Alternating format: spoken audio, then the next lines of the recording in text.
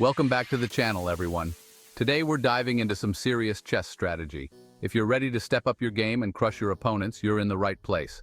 We're talking about the top 10 must-have chess tips for advanced players. The kind of stuff that separates the good from the great. Whether you're gunning for a championship or just want to dominate your local club, these tips will give you that extra edge. So, buckle up, get ready to absorb some serious chess knowledge, and let's get started. Let's kick things off with a fundamental concept: controlling the center. This is the heart of the chessboard, and whoever controls it often controls the game. The center is prime real estate in chess. It's where the action happens, and it's crucial for both offense and defense. Pieces on the central squares have more mobility and options to attack. They can move to more squares and exert influence over the board. Controlling the center isn't just about dumping all your pawns there. It's about strategic placement. You need to think several moves ahead. Develop your pieces towards the center, putting pressure on key squares. Knights love the center. Bishops control diagonals, and rooks can dominate open files. And your queen can exert influence from there. The queen's power is maximized when she has control over the center. Remember, controlling the center is a dynamic battle. It's not a one-time thing. It's an ongoing struggle throughout the game. Your opponent will challenge your control, so be ready to defend and counterattack. Always be prepared for their moves. Sometimes sacrificing a pawn can gain a strong foothold in the center. This can open up lines for your other pieces.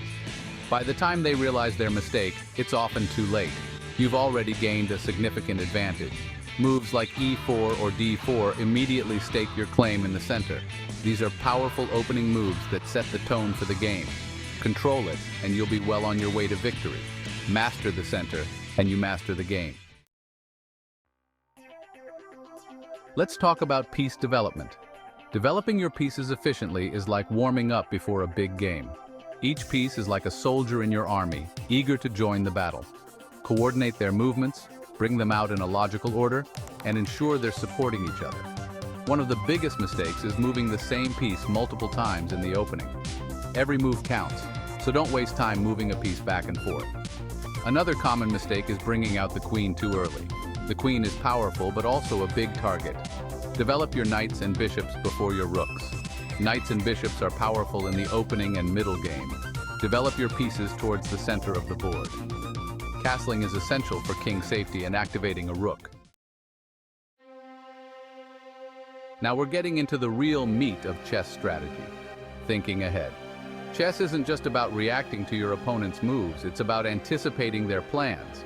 Think of it like a game of poker. You need to be reading your opponent and anticipating their next move. Calculate different variations, analyze potential threats, and figure out what your opponent is likely to do. Focus on the most critical lines and prioritize your calculations. The more you practice thinking ahead, the better you'll get at it. Let's talk about weaknesses. In chess, understanding weaknesses is crucial to mastering the game.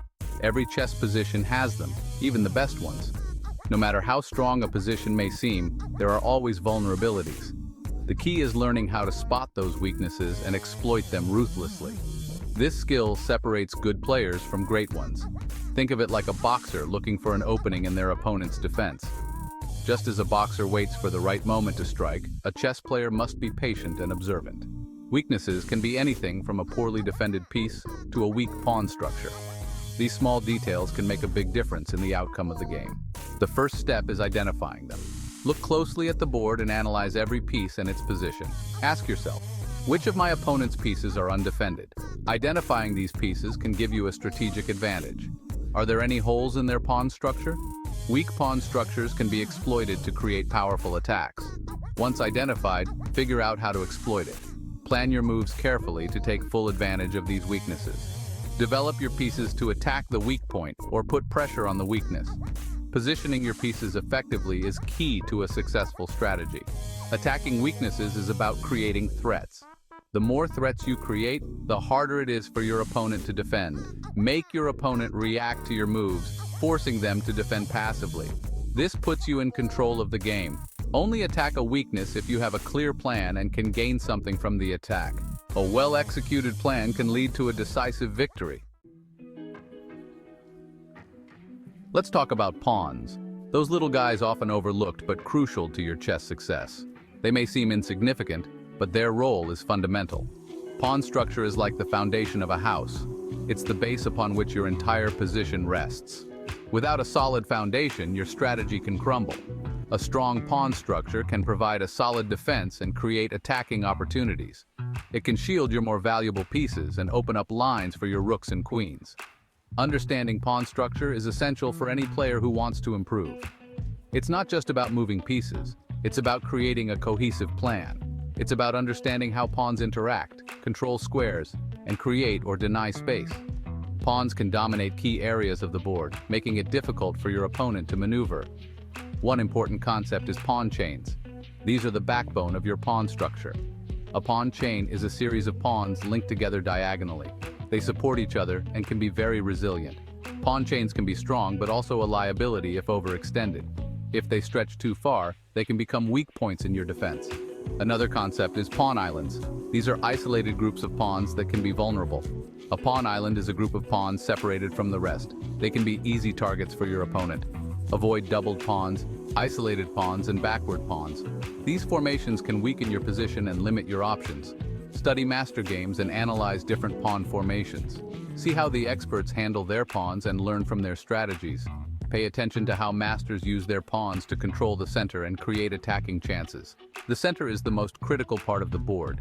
Experiment with different pawn structures in your own games. Try out various formations and see what works best for your style of play.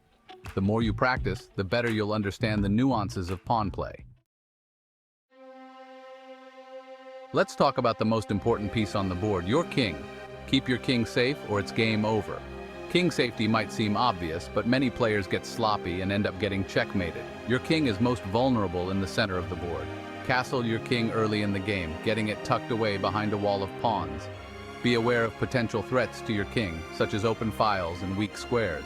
Even in the endgame, your king can still be vulnerable to attack. Always be aware of your king's safety and make defensive moves when necessary. It's time to talk about the endgame, where many games are won and lost. The endgame is where subtle advantages can be converted into a victory. The endgame is where true chess mastery shines. The rules of the game change when there are fewer pieces on the board. Your king transforms from a liability to an active fighting force.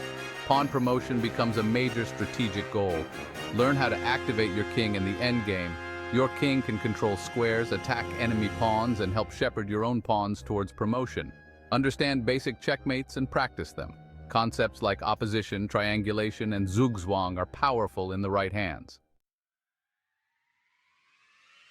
Let's talk about tactical puzzles, the brain food that separates the chess mortals from the tactical titans. Solving tactical puzzles sharpens your calculation skills and improves your pattern recognition. Every chess game is full of hidden opportunities for tactical combinations. Solving puzzles trains your mind to spot these tactical motifs. Make puzzle solving a regular part of your chess training routine. Take your time, analyze the position carefully, and understand the underlying tactical ideas. Ask yourself, what are the threats? What are the weaknesses? How can I exploit them? Making mistakes is part of the learning process. Let's talk about the mental game of chess. Chess isn't just about moving pieces, it's a mental battleground. Focus, composure, and emotional resilience can be the difference between victory and defeat. Develop mental fortitude by understanding the role of psychology in chess. Negative thoughts can sabotage your game.